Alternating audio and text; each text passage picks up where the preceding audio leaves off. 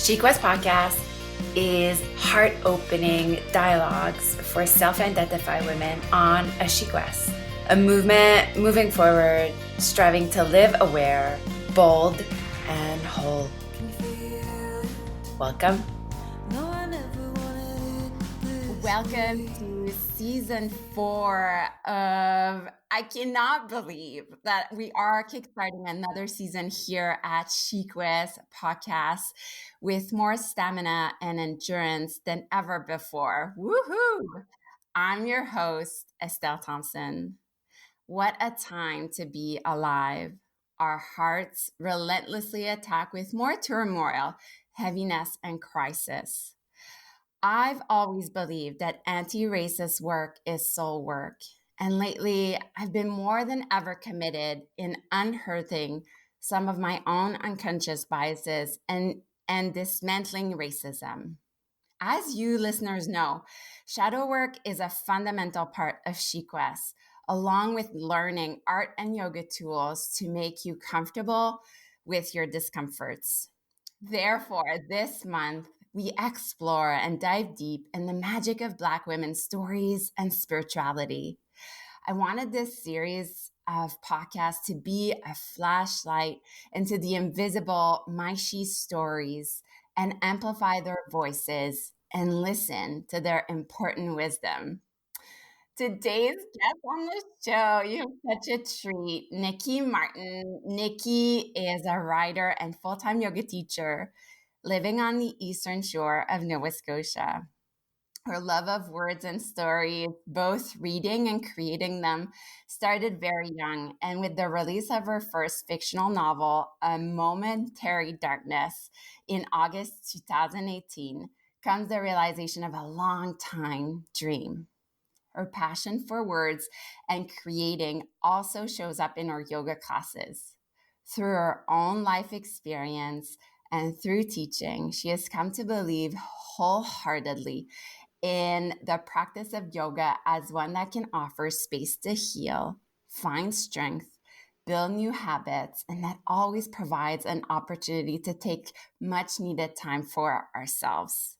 You can find her teaching at a number of yoga studios in HRM or in her spare time somewhere near the ocean. And on a personal level, Nikki and I know each other from the yoga community here in Halifax.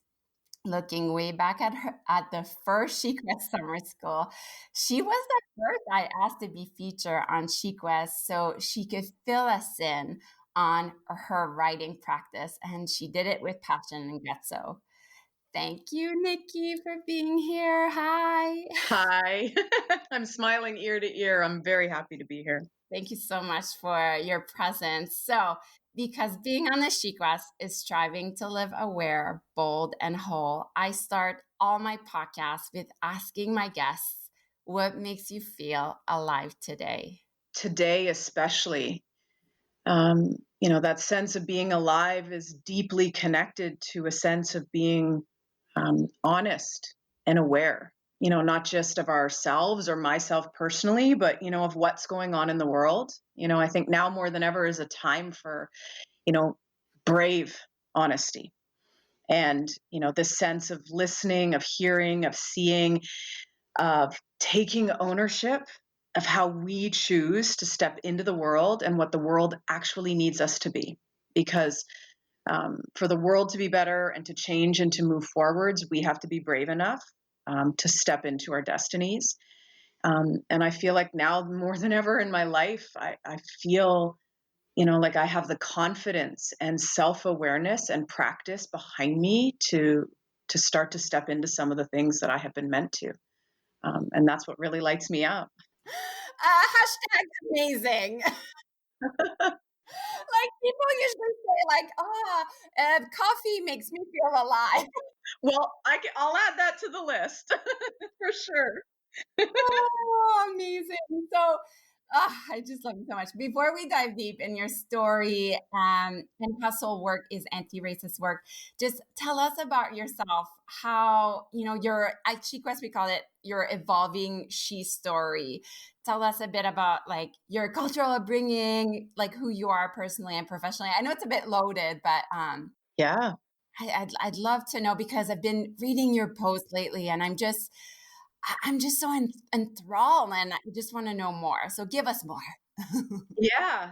I mean, so I grew up in Brampton, Ontario, actually. I grew up in the suburbs.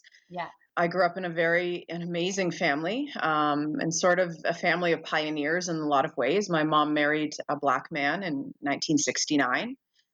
She was an activist, and they were very active in community. And I just grew up in this house that didn't believe in judging people differently based on anything. You were here in the world to fight for justice and the care of others. But in many ways, then there was a lot of things about the world that I wasn't prepared for, because I lived in such a loving, sheltered, safe home in some cases. We were a pioneer family in the sense that out of all the people I knew at school, I was the first one whose parents were separated and then divorced. I had no other friends who had gone through that at the time when I did. I think I was in grade 5. And quite young into my teens, I became heavily involved in drugs and alcohol. So I had a lot of things in my life, before the age I was 20, that really challenged me to look at the darkest and most broken parts of myself.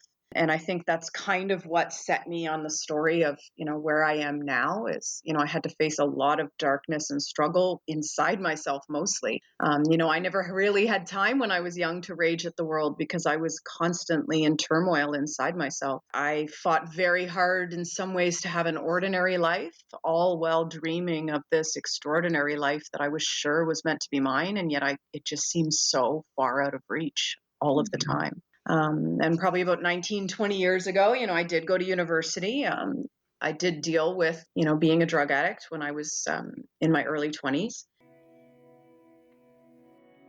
Pausing this ever expanding conversation to let you know that I've heard you loud and clear.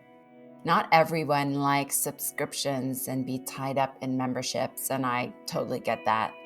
This month, you are finally able to partake in single-handed programs and workshops originally only available through the Art and Yoga channel access.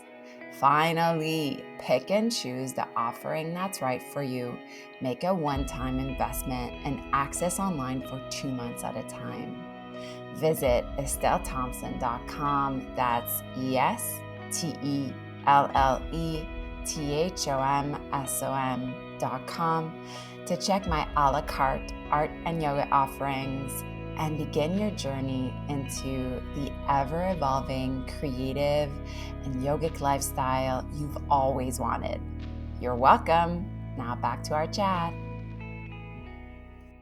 A couple years after that, I moved out to the East Coast and, started a life here that was a little simpler, a little more spacious, and moved my way year by year closer to, a spiritual life. It kept calling and pulling at me, and I avoided it out of fear for a very long time, because I think I understood there was something very big waiting for me on the other side of that one decision to be open.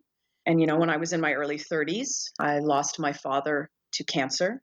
I was fortunate enough to be with him when that happened. And, I've spoke very openly about the fact that that was just this most heartbreaking time in my life, but it was also a time that forced me to face that there was more to the world than the surface. And that I would indeed at some point, like everyone, run out of time. And, was I going to continue to waste it and throw it away just because I was afraid of what might be a great and extraordinary life? Or was I going to finally start doing the hard and difficult work of becoming better so that I deserved it? I woke up many days and just thought, you owe the world and yourself and the people who are no longer here the hard and difficult work of being better and of looking for the extraordinary. And that's what I began to do. And I began to pursue dreams like writing that I had long put away. And I discovered yoga and, stumbled on this deep sense of purpose and destiny. And, the last 8, 9 years have been mostly that. I didn't know you grew up in Ontario. And Yeah. So did you move to Nova Scotia for school, or it was just like by yourself on the whim, or what was the call, you think? Yeah, it's interesting because my mother and grandmother and brother had moved out the year before. And I think my mom just really, like, she had spent so much time, raising us and doing everything she could in this rat race of Toronto. And as soon as she could get away from it, my sister and I had already gone to university, she got as far away from it as she could. And she moved like to a tiny town on the South Shore of Nova Scotia. Wow. And my sister and I we've always been really close. And I was at university in Ottawa. She was in Toronto. And being even that far apart for us was just too much distance. Yeah. And I had considered moving to BC to go to writing school. I did get into like a part-time program, but I knew I wanted to get to the coast. I knew I wanted to be near the ocean. I've always kind of had this call to be near the ocean. Yeah. And I remember I went to Toronto to see my sister, and it was sort of like me, us having one last goodbye so that I could go west. And we were sitting there one night just having a few drinks, and we just kind of looked at each other. And I don't know who said it, but one of us said, "Let's just move to Halifax in a couple weeks instead." And the other one said yes. And we picked up our lives. And 2 weeks later, we moved out here. And it was just, this call that we kind of both had. Her and I have always been on similar wavelength. We're very close. We live, 3 or 4 minutes away from each other right now. So it was just like, it was spontaneous, and yet it made more sense than probably anything had for a very long time. Get over like your addictions and all that, because I didn't even know that either. Yeah. When I was younger, and I had, struggle with drugs. It's interesting, part of, I think, what pulled me into that world is some of what I see now, which was just a quest, for spirituality. And, Yeah. I realize now I was looking for God. And I think, when you come across certain drugs, they can give you this sense of getting closer to a world that's under this one. It's not necessarily the right way to go about finding it, but I think when I started to have these glimpses of magic and mystery when I was using drugs, it really pulled me in. And before I realized it wasn't what it seemed, I was lost. And I struggled for a couple years until very close to when I believe personally I would not have survived. And I remember there was just a moment where I understood that. And it was almost like, I heard like not a voice, but just the story of like, you can actually choose for this not to be your life. It doesn't have to end this way. There are greater things waiting for you, but they're not just going to come looking. Like, you have to fight for your life. And it's like a switch inside me went off, and I just suddenly had the momentary clarity and strength to just take one step away. And that single step forwards, propelled me over a very long time of struggle and heartache away from, that first addiction. I was unfortunate enough, to be, just as easily consumed by, alcohol. So obviously, going to university a couple years later, and then, the next many years of my life, struggled with that addiction as well. But I think that first overcoming definitely laid the groundwork for me to, when I realized that drinking was going to destroy my life, I had that clarity again of like, you actually have a choice about this. And I understood, I just became a little bit compassionate and forgiving with myself. It's okay to be afraid of your own greatness or your own path or the challenge of getting to that truest self, especially when it seems so far away. Be gentle with yourself, but also enough is enough. It's time to move forward. That's what I did again. And, in my early 30s, after my father passed away, I stopped drinking, and I haven't had a drink since then. It's like you had the kind of wake up call, kind of like you saw your own like death in a way, and that you're like overcomings. Yeah, I really connect with that. There was a sense of understanding, that I was choosing a path. And I Yeah. think sometimes, this is not what is anybody else's experience, but for my own experience, there was a kind of giving up, in allowing my addiction to be what it was. And I don't think that's true for everybody, but for me, it was. I definitely was avoiding the necessary hard work of doing what I was meant to do with my life. And yet, ironically, all of that happened is why I'm doing what I'm doing with my life. So it also needed to unfold exactly that way as well. You have to write a book about that. I know. One of these days, everyone keeps saying that. That's not even why I'm having you on the podcast. And I'm like, no, talk more about your overcomings. Right? But what I have you on the show, and I just want to say also, like, thank you so much for entrusting us with these words of wisdom in your life. Like it, for me, it's such a, just that little flashlight in just fills me, like lands really deep within me. So thank you so much. Thank you.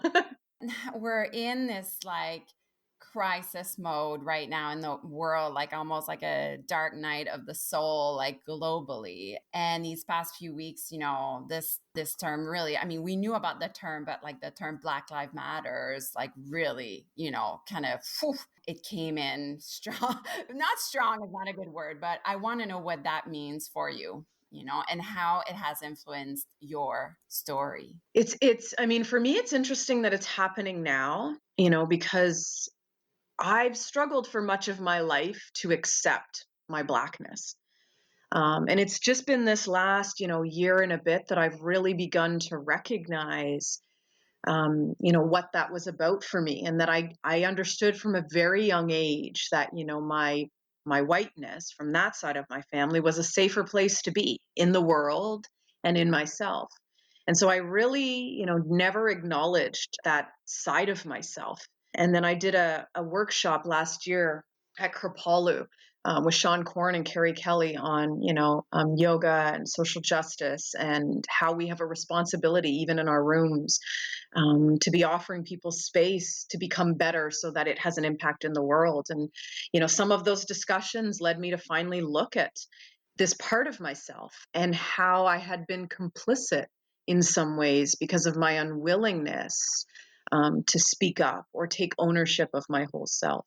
And to also recognize, up until that moment, I probably would have said that I had lived an entirely privileged life. I've lived a very privileged life, but that I hadn't really been a victim of racism. And yet, as I've assessed it over this last year, and recognizing, just the fact that I understood to behave a certain way and to keep quiet in certain ways and to accept and allow certain behaviors, that didn't necessarily seem hugely awful, but it's only now that I'm starting to recognize that those are as much a part of the problem as the big and awful stuff that we are seeing on a global scale. And so I think what this movement means, or, how it matters to me, is that the truth of it needs to seep into our lives from the littlest to the biggest things.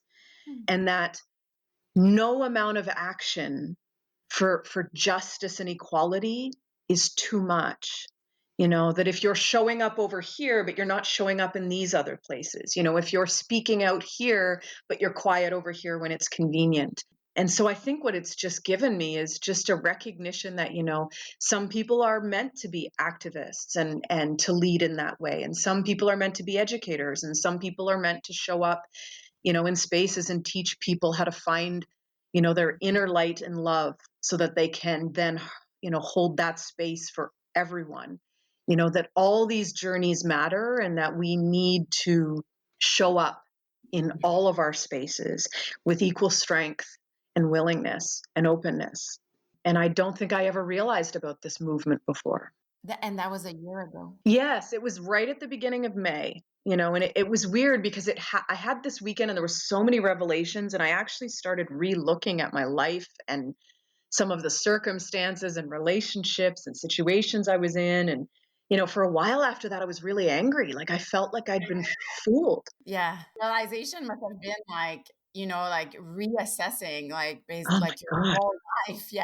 Yeah. And I felt foolish and I felt guilty and ashamed. And, I had so many emotions and I had to work through all of it before I could sort of get back to my even footing again. That like, how did you work through them? Well, I mean, there's, two things I'm an advocate of is, you have people in your life that you can be brutally honest with, especially about your own, shortcomings, stumbles, and, fuck ups. Like you just need people that you can say, oh my God, I did this and I need to talk about it. Is your sister one of them? Yes, my sister is one for sure. I have another really good friend who actually went with me on that weekend, Jody McDonald, who is another that, I can say all my worst things to, and she's a great mirror for me.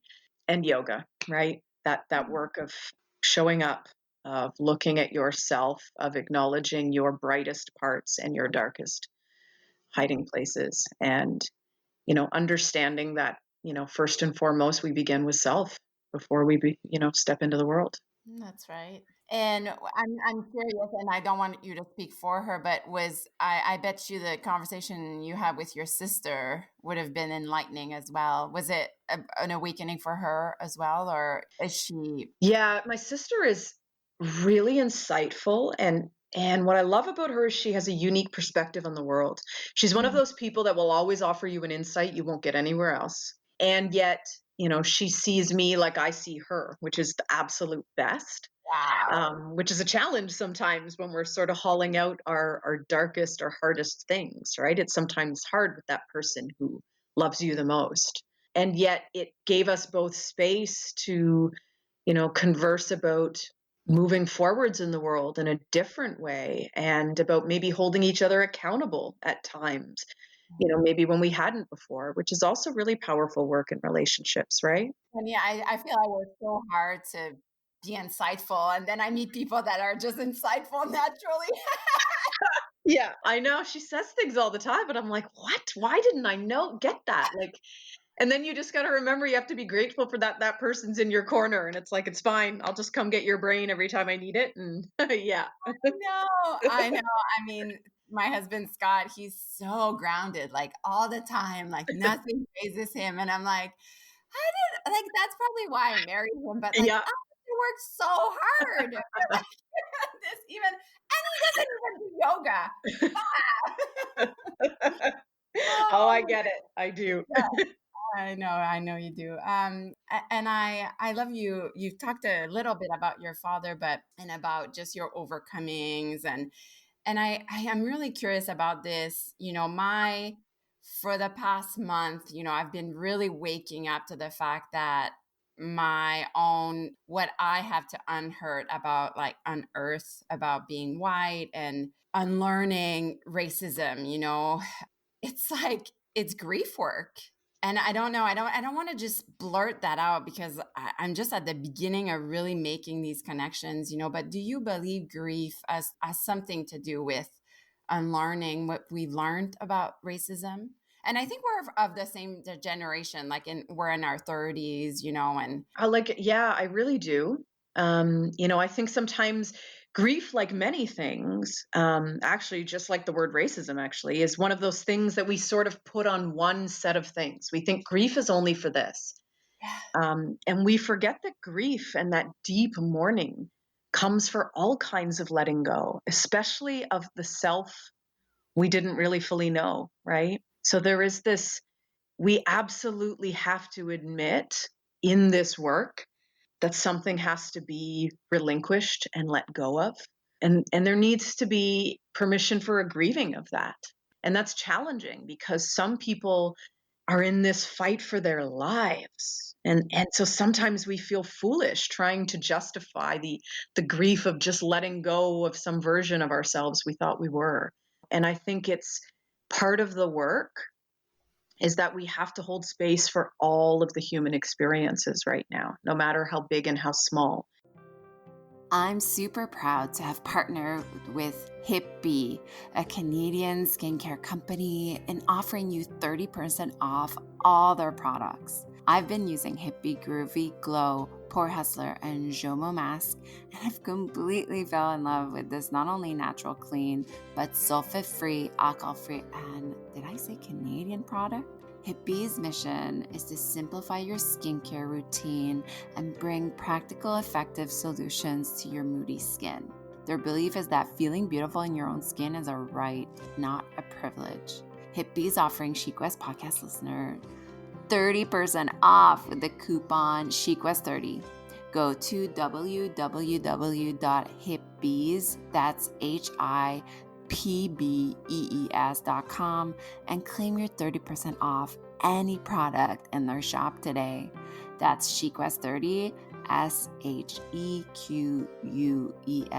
30, I'm really excited to bring this mindful and sustainable plant-based skincare in the Chic West family. Enjoy glowing skin. Bye. And not all of them need the platform of being given a voice right now in the world. There is a space right now for one very big thing to be shouted, but it doesn't mean that when we sit with ourselves, we can't acknowledge that these other things are present. And I think grieving them is a very important part of being able to be the next whole version of yourself.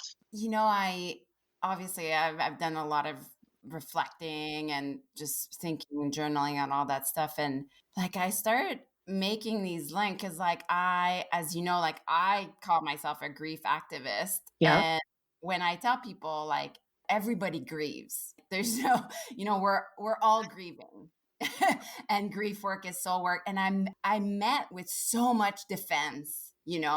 People have this just like narrow view of grief. You can only be Yeah. grieving if you've like lost a loved one.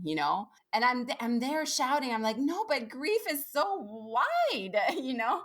Like you're grieving if you don't love like your body parts. Like you're grieving sometimes for like the soul of the world. Like you're grieving. Like there's all these like doorways that open us to grief, really. And it sounds really silly, but like I had never made that connection with my unlearned, like being like, we're all racist, and Yeah. like everybody being so, like, I feel even emotional, like talking about it, like so defensive about like, no, I'm not a racist, but it's like, wait a minute. Like, yes, like we're all racist.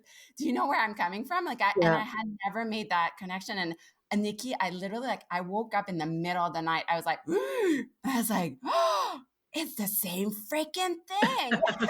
Like, and the other thing that made me think that, and you can stop me at any point, but it was because I was reading all these articles about these Black women just saying how tired and exhausted they were, about like just talking about their experience. And I was like, that's how I feel with grief. Yeah. Like, and not to say like our experience are the same, not that way, but like in a way where like I feel I'm repeating myself, Yeah. all the time. And I was like, and it's from there that I was like, holy shit. It's like this, I had just never made that connection. And so that's why like all my interviews I'm having now, it's like, have you, and you had, in your answer, basically you were saying, yeah, grief has something to do with unlearning racism, like for sure. Well, and that pattern we have, we're so afraid of grief in some cases, of experiencing it, that we hold on even tighter to the story of who we are. That's right. And so it's why it's so hard sometimes to have these conversations, or for us to move on and to face, who and what we are. And as you know, some of what makes it a little easier is just the practicing of it. However messily that comes out, right? It's just the over and over again until you start to get it right, until it starts to stick. And so you say that, and I'm like, oh my God, anti-racism is a muscle. Yes. Like I would say always, like in my workshops, transition workshops, all this stuff, I was like, gratitude is a muscle, grief is a muscle. And fuck, now I just like last week I was like, oh, anti-racism is a muscle because like, and you said it so eloquently, we feel so ill-equipped when it comes to grief. How many times have we heard like, I don't know what to say, to somebody who's grieving, and it's like the same, do you feel it's like the same conversation, but like around racism, Yeah. I don't want to say something wrong, blah, blah, blah. So we say nothing or just like silence. And it's just so wild. And I feel I'm so like we all are, in training, but to kind of revert back to our conversation, like how do you think like white women can help? Well, I think, a big part of it is that same work on ourselves, right? So, the practice of being uncomfortable, which, we do beautifully in yoga, it's what we practice, most of the time, is how to be uncomfortable and how to move through it or be with ourselves in it. So I think it's undertaking those practices on yourself. Yeah. It's the reading and the educating and the willingness to continue to show up, to be curious, and to do enough of the work on your own so that when you do move into spaces and then we interact with each other, we've laid a groundwork so that not everybody is starting at square one together. And I think, I by no means have the experience of some of these Black women and their, platforms and feeling like they're educating people from, the beginning, day after day after day. But I think some of it is, doing that work yourself, like taking charge of your own evolution and your own self betterment and your own self study so that you come to the world better, not perfect, but just better. And so what you have to offer is from a place of progress already, of practice, of understanding. And when the discomfort arises, you're in a moment now of evolution and growth with someone else, which is a relationship rather than them having to offer you something, which is a very different kind of relationship, right? Instead of together rising, there is someone having to pull you up, which is energetically exhausting for some of these, people doing this very hard work, I think. This is so good, Nikki. I want to share with you something. I'm so inspired by how angry Black women are and how they are so, that's something for me. Like, I'm so inspired because, like, I'm so afraid to be angry in public, or like anger is so shamed, right? Yeah. And I just love like they're so angry and there's so much rage, and for me, like, that's so alive, and I'm just in complete awe of that. I wonder if you've picked up on that, or is just my lens of. Oh, definitely. And I think they're entitled to it. I Yes. notice my own racial biases and prejudices that are, society based show up when, why do they women have to be so angry? And then I'm like, this is curious, right? Someone's taught me this. And the labels and the languaging that shows up even as me, in me as a woman of color. And so it gives me perspective on the work even I have to do to release some of what's been learned in me for many years. And, I had this amazing yoga teacher, still a dear friend, Leslie Bishop. And I remember, because anger is something that I struggle with. And I remember I assisted her on a teacher training. And there was one day where she said, every emotion has a wisdom quality. And the wisdom quality of anger is diamond like clarity. And I just had this moment where I thought, it's not that we just want to release ourselves to our emotions, but like, isn't, when you get angry, you also usually have some kind of like insight or something shows up for you and you're like, whoa, this is why I'm so angry. Or you see something about yourself or the world and you understand in that moment. And I think that, there is so much wisdom in this anger that we do. We need to, I don't want to use the word celebrate because it's tragic that we are here and that this anger has to be a force. And yet we do need to recognize that it is justified and there is something behind it that has a lot of wisdom for all of us. And I think we need to listen. It's tragic that we are here. It's so beautiful. It's so tragic that we're here, It Nikki. is. I know. It is. And yet, like, what, the question is always, no matter how it is, what do we do with it, right? It could be absolutely beautiful and perfect that we are here, but we still always have the choice to celebrate it or miss it because we're too distracted doing something else. And I think it's the same with this being what it is right now, right? There's still a choice. Some people are going to turn away. Some people are going to try and fight very hard to go back to their lives without noticing. And the rest of us need to say, not this time. Tell us, how can we start widening our lens around anti-racism? I think, again, a lot, it's two big things, right? It's self-study Yeah. and it's education. Yeah. And I think the wonderful thing about the world we live in right now is both of those things can be undertaken to some degree in community, and community is the most powerful thing we have, right? So, finding ways as we work through some of these resources, right? A lot of them can be undertaken in groups as part of book clubs. You can join together with women and other movements to learn and educate yourself. And some of it can be done absolutely at home on the couch by yourself, and some of it can be done in community, whether it's online or through Zoom, or slowly, hopefully soon, stepping into more and more spaces out in the world. And even, the work of self-study in the yogic path can still be undertaken with a sense of community around you to remind you to stay steady, and to remind you to get back up when you wobble or you stumble or fall, and to, reflect for you the kinds of things that are changing around you and the reasons that we are, doing this work. But I think that's the biggest thing, right? Is that it's work. It's not easy. It will not be a momentary thing. We cannot show up today and post and shout and scream, and by Monday, be back to the mundane. This is a fight that is going to take time and effort. So people need to be really willing not to let it weigh them down and to move on. We need to stay steady. The more I realize a true line really of yoga is about stability, isn't it? Yes, it's steadiness, right? We are learning how to be steady in ourselves and to be steady in the world.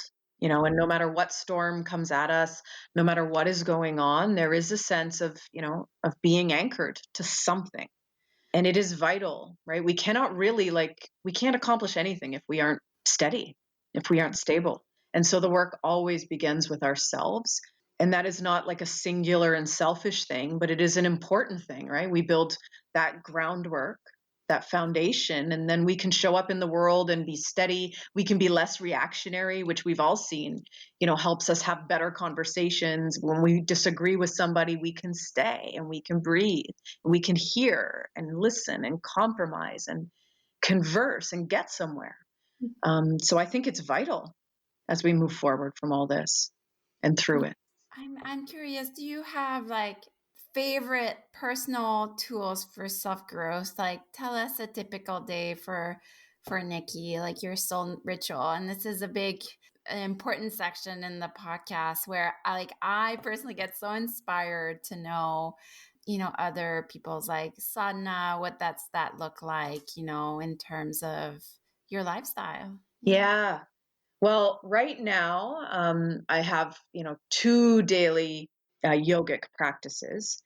And in the morning right now, I'm doing more of a devotional practice. So I've learned recently that, my struggle with things like judgment and, not always hearing people has a lot to do with my own story and struggle of self-love. So I've sort of dedicate my morning practice to devotion. I get up, I sit, I do some kind of breath, pranayama.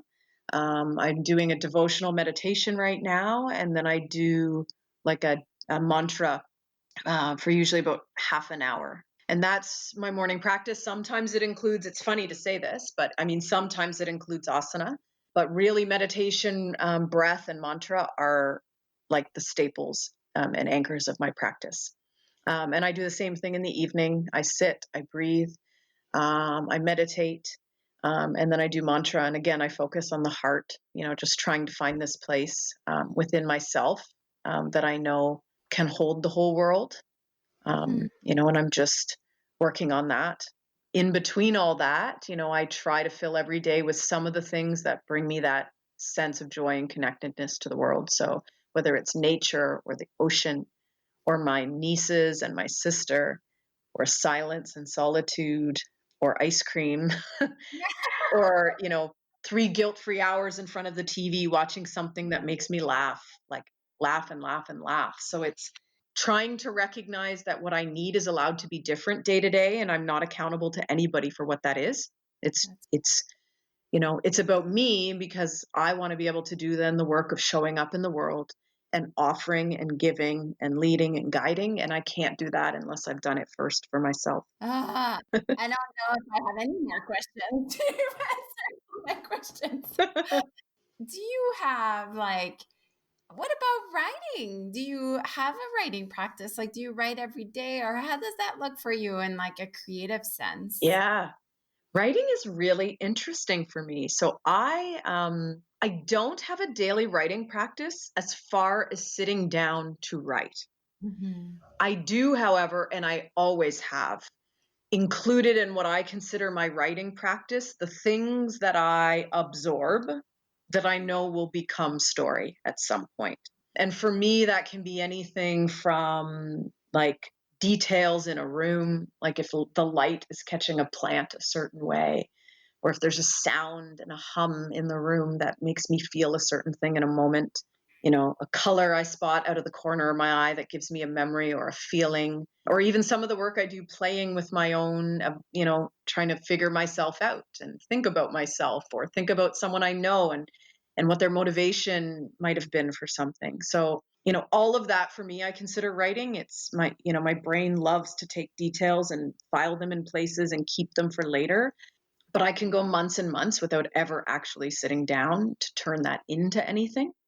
I spend probably, 3 times as much time doing that and filling my cup and playing with my creative brain and poking and prodding at things. And, I write a lot of stories in my head that I watch like little movies and then I let them go and I might never remember them again.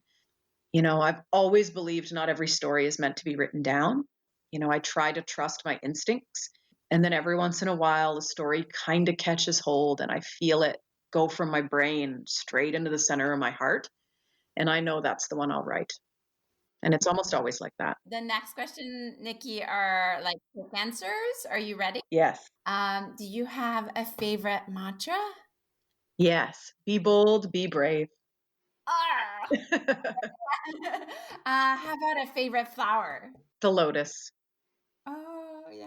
You know what? Nobody has ever said the lotus on the podcast. What? Yeah. Since I was a kid, when I found out what it symbolized, I knew that was my flower. How about a favorite book you've read about anti-racism? Yes, White Fragility. Robin Yeah. DiAngelo. Yeah. Cool. How about a favorite? Do you listen to podcasts? I do. Which one are your favorites?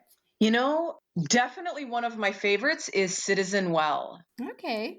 What's it about? It's a social justice podcast, but it brings in a lot of like wellness. So you get a lot of yoga teachers, a lot of people in the, people who overlap those two worlds. So you get a lot of spirituality, but also a lot of truth and justice. And I find it very powerful and it's held me accountable a lot of times. And I like that. I have to check it out. I Yeah, you never. would love it. Absolutely love it. I think I know the answer to the next question, but yoga or running? Yoga. A book or Kindle? Book. And maybe ice cream, but what's a favorite treat? Yeah, definitely ice cream. All right, so kind of one last question. It's a bit loaded, but I have faith in you, Nikki. All right, I'm ready. So knowing what you know now about your story and how it's been influenced by, Black Lives Matter, what do you wish for this new world that we are creating? Like, what's your wish for it? This new, I really, and I'm asking, it's a new question I'm asking because I really feel that's what's happening right now. It's like there's a chaos before this big crafting, of this new world. Do you have anything to say? Yeah, I think it's interesting because what first came to mind is just sort of where we began, right? I hope the world is more honest. Mm. And I think, that's very powerful because, and especially in our world of wellness and yoga, the world is not going to be all light and all one thing. But I think honesty is beautiful, that we recognize there is the light and then there is the shadow that is cast. But I think in a more honest world, we can call ourselves on things. We can be, we can start to have healthy, fulfilling, true relationships with ourselves and with others. We can acknowledge the things we're not doing well and be working on things better, not be holding on so tight to these stories that have us locked up and suffocating. So I absolutely hope the world is more loving and peaceful, but I don't think that will come without truth. And so I hope for truth and honesty. I love that. Nikki, you're a gift to the world. You really are. Where can we find you and how can we support you? Yeah, so I share a lot like of words and thoughts on Instagram. My handle there is Nikki NIKKI _possibilities. I just launched a new website, nikkipossibilities.ca, which has, my free YouTube channel, has my teaching schedule. I share wherever I'm speaking like this, links to all this kind of stuff that I've done. And my book, A Momentary Darkness, you can get it on Amazon and other places. There's a couple local stores in Halifax, like the Bookworm on Spring Garden, that carry it. So, Bookmark, sorry. So yeah, I'll take, any and all support, even just a comment or a heart on a post. I'll take that. Go follow you, everyone, to go check out your website. I didn't know you have a website. That's incredible. Just came out. And that is huge, and your book as well. And so we'll put the links on there. I just want to say, I appreciate you so much and taking your time and having this conversation with us. So I don't even want to say it's timely. It's meant to be out there, and you're so eloquent, such an artist, and I just feel so lucky to be even like your friend at all. Thank you so much, Nikki. Thank you so much for having me. I mean, I feel the exact same way. So this is one of those things that, fills my cup, fills my heart, and definitely gives me hope about the work we are doing in this world. So thank you. Same. Namaste, Nikki. Namaste. Bye.